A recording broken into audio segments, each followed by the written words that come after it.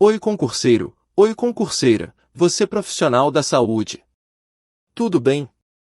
Hoje, ainda sobre o tema, acidentes por animais peçonhentos, estudaremos sobre o escorpionismo.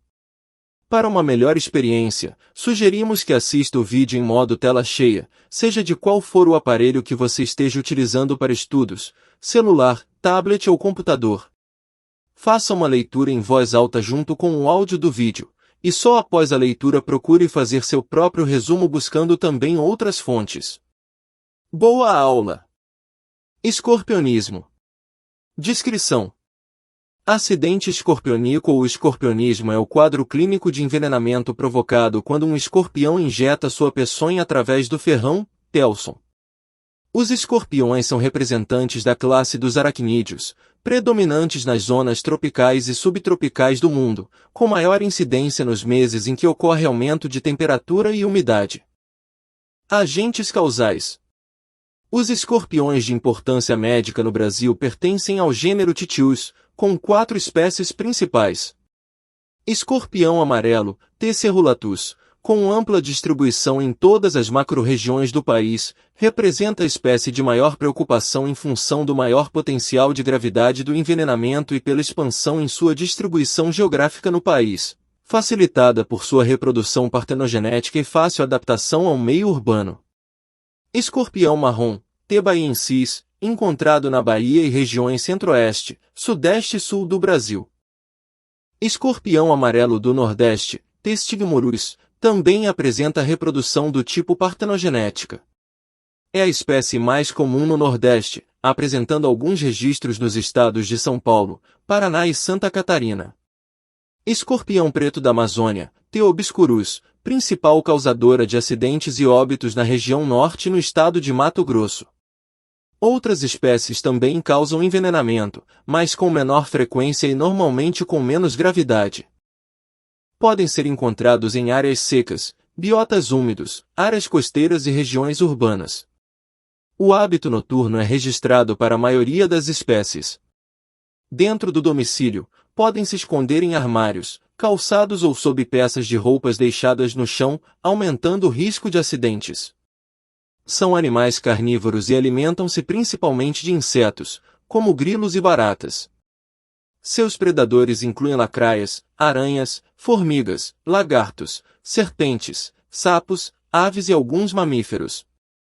Em acidentes escorpionicos classificados clinicamente como leves, não é necessário tratamento soroterápico, apenas o sintomático. No entanto, crianças de até 9 anos, principalmente as menores de 7 anos, sobretudo em acidentes causados por T. cerulatus, apresentam maior risco de complicações sistêmicas e de óbito.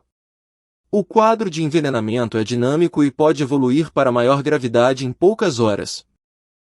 Sintomas: manifestações locais. A dor, instalação imediata em praticamente todos os casos, é o principal sintoma, podendo se irradiar para o membro e ser acompanhada de parestesia, eritema e sudorese local. Em geral, o quadro mais intenso de dor ocorre nas primeiras horas após o acidente. Manifestações sistêmicas. Após intervalo de minutos até poucas horas, 2 a 3, podem surgir, principalmente em crianças, os seguintes sintomas: sudorese profusa, agitação psicomotora, tremores, náuseas, vômitos, cialorreia, hipertensão ou hipotensão arterial, arritmia cardíaca, insuficiência cardíaca congestiva, edema pulmonar agudo e choque. A presença dessas manifestações indica a suspeita do diagnóstico de escorpionismo, mesmo na ausência de história de picada ou de identificação do animal. Apesar de a intensidade das manifestações clínicas depender da quantidade de peçonha inoculada, os adultos apresentam quadro local benigno, enquanto crianças constituem o grupo mais suscetível ao envenenamento sistêmico grave. Crianças constituem o grupo mais suscetível ao envenenamento sistêmico grave. Complicações. A fisiopatologia do choque cardiogênico tem sido atribuída até então à descarga de neurotransmissores, principalmente adrenérgicos e de seus metabolitos, no miocárdio, mediante estimulação dos canais de sódio, desencadeada pelo veneno. Isso levaria a efeitos inotrópicos e hemodinâmicos, levando à hipóxia, a lesão celular pelos metabolitos das catecolaminas, a alteração da permeabilidade da membrana e a vasoconstrição da microcirculação ou ao espasmo coronariano, que culminaria com a disfunção miocárdica. Porém, atualmente, estudos em animais mostram evidências do envolvimento de mediadores da inflamação como interleucina 1 beta, prostaglandina 2 e muitos outros, por meio de uma reação neuroimune sistêmica, que seria responsável tanto pelo envolvimento do coração quanto do pulmão, sendo o causador do edema agudo. Diagnóstico: é eminentemente clínico-epidemiológico, não sendo empregado exame laboratorial de rotina para confirmação do tipo de veneno circulante.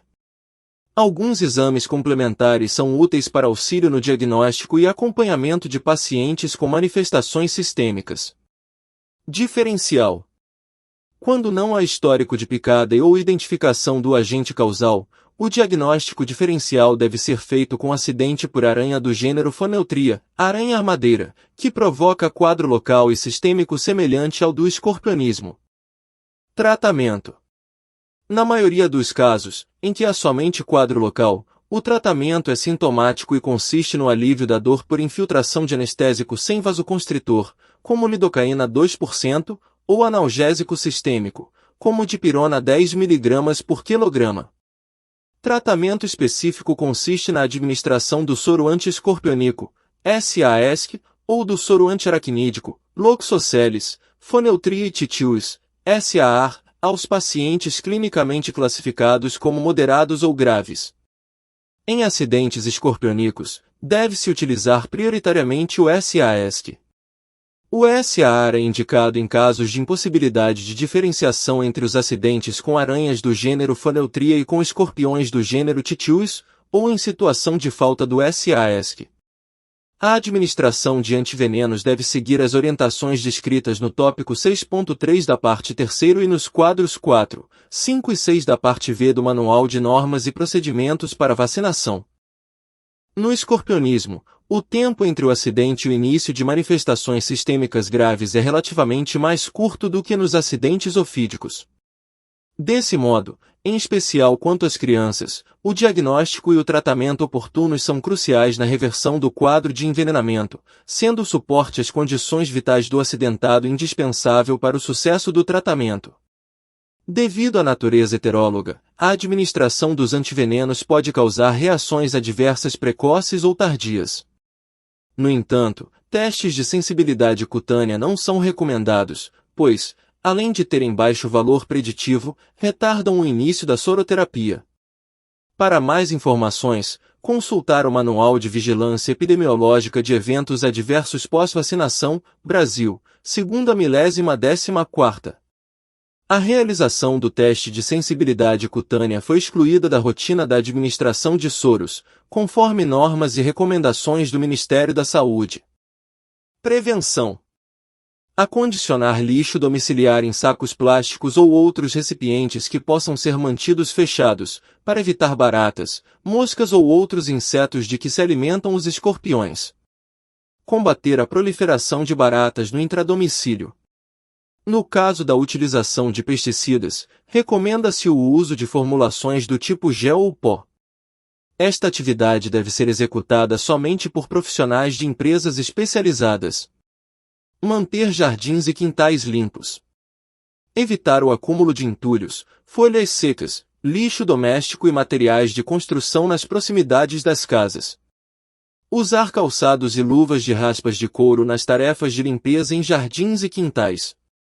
Evitar folhagens densas, plantas ornamentais, trepadeiras, arbusto, bananeiras e outras, junto a paredes e muros das casas. Manter a grama parada. Solicitar ao proprietário ou, no impedimento deste, à prefeitura, a limpeza periódica de terrenos baldios vizinhos, pelo menos, numa faixa de 1 a 2 metros junto às casas. Sacudir e examinar roupas e sapatos antes de usá-los, pois escorpiões podem se esconder neles e picam ao serem comprimidos contra o corpo. Evitar colocar as mãos sem luvas em buracos, sob pedras, troncos podres e em dormentes da linha férrea. Nas casas e apartamentos utilizar soleiras nas portas e janelas, telas em ralos do chão, pias e tanques. Vedar frestas e buracos em paredes, assoalhos e vãos entre o forro e a parede. Consertar rodapés despregados. Afastar as camas e berços das paredes. Evitar que roupas de cama e mosquiteiros encostem no chão. Não pendurar roupas nas paredes. Preservar os inimigos naturais de escorpiões, aves de hábitos noturnos, coruja, joão-bobo, lagartos e sapos. A você concurseiro, você concurseira, profissional da saúde, obrigado por assistir até aqui. Isso mostra o quanto você está empenhada na sua preparação. Sabemos que é difícil essa caminhada, mas você é do tamanho dos seus sonhos. Se esse conteúdo foi relevante para seus estudos, deixe seu like, se inscreva no nosso canal e compartilhe com mais pessoas, deixe sugestões para mais conteúdos. Até o próximo vídeo!